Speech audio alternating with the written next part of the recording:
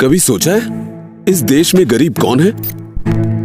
सच्चाई ये है कि इसका कोई पक्का पता ही नहीं है। ये कह दिया जाता है कि देश के 73% लोग, जिनमें दलित, आदिवासी, पिछड़े वर्ग के लोग हैं, उनमें से ज्यादातर गरीबी में जी रहे हैं।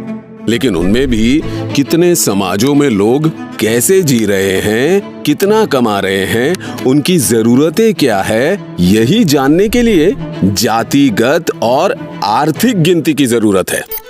बिहार में जातिगत गिनती में पता चला है कि वहां की गरीब आबादी के 88% लोग दलित, आदिवासी और पिछड़े वर्ग के हैं। जी हाँ, 88%।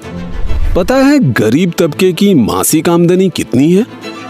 6,000 रुपए से भी कम है। इसी आय में खाना, किराना, दवाई सब। सारे देश की आर्थिक और जातिगत गिनती हो तो लाखों दर्द भरी कहानियां मिलेगी। आज भी देश की 200 बड़ी कंपनियों की टॉप पोस्ट तक एक भी आदिवासी, दलित और पिछड़ा नहीं पहुंचा, जबकि 85% मजदूर पिछड़े वर्ग से हैं। गूगल सर्च कीजिए कि किसी बड़े मीडिया चैनल का सीईओ या मालिक दलित, पिछड़ा या आदिवासी है? कितने पिछड़े वर्ग के जज है?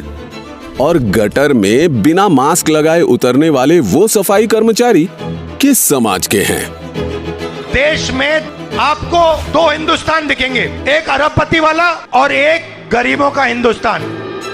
जब तक अपने हक का पैसा उस आखिरी गरीब तक नहीं पहुंचेगा, इस देश में 2 हिंदुस्तान बने रहेंगे।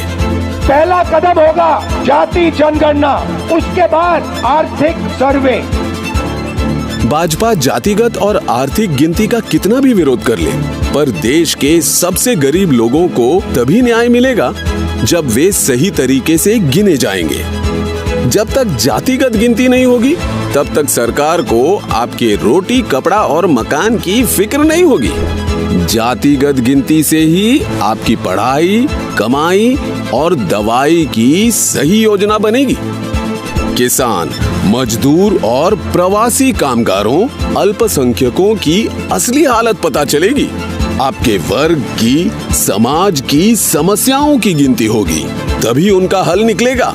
सही आरक्षण मिलेगा, सही हिस्सेदारी मिलेगी, हक मिलेगा।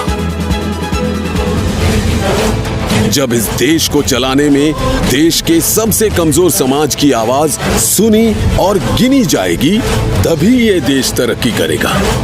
इसीलिए जातिगत गिनती के लिए आज ही बोलना होगा, जी खोल कर बोलना होगा, ताकि आपकी आने वाली पीढ़ियां आपकी ही तरह बिना गिनती, बिना हक के मुश्किल के अंधेरों में दम न तोड़ दें।